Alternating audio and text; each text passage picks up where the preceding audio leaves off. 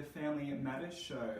I'm Benjamin Bryant, a partner at Bryant McKinnon Lawyers here in Coffs Harbour, and today I'm joined with family lawyer extraordinaire, Gemma on my team. Gemma Rowe, welcome. Hello. Thank you. My family lives overseas and I want my children to be able to bond with them.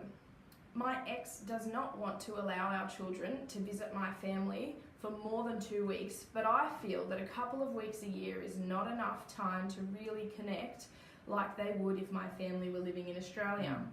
What do you think I can do? This one's really interesting, and I think what this viewer needs to do is they need to get specific legal advice in relation to their particular scenario. There's a lot of unknowns, Gemma, in this one. We're not sure of, we assume the family would be grandparents will probably be the most common, but it could be a number of people.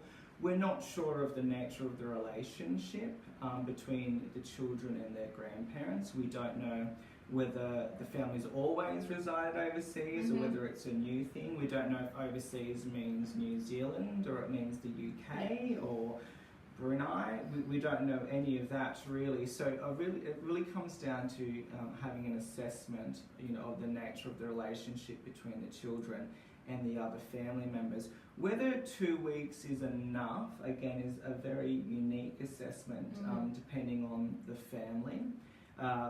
Also comes into it is the practicabilities. So the family is in another country, we're not sure where that is. Is it even possible to spend more than 2 weeks? Is this parent suggesting that it happened once a year but for a period of 4 weeks? Is this parent suggesting that the children are going overseas to spend time with the family members, or is it the case that the family members are coming from overseas to Australia to spend time with the children? How old are the children? Is 2 weeks even appropriate?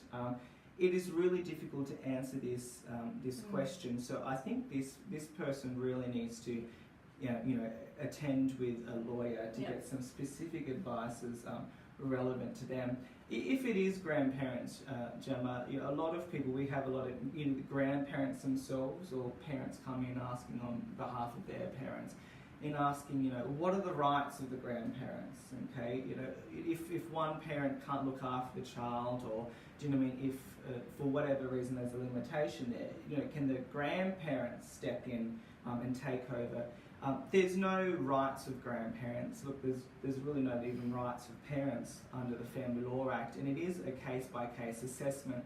I think it's fair to say, though, generally speaking, that in the cases of grandparents, that it's expected that they would spend time with their grandkids when their children have their kids or their grandkids, okay? That is what the usual arrangement, you could say, is. And again, in this particular example, we don't know, for this viewer, we don't know when this parent is ordinarily having the children. I mean, do they have them for 2 weeks already? In which case their family can come over. Or is it an issue about travelling? We don't know where the country is, if there's passports, if there's visas, there's all sorts of things. Do you know what I mean?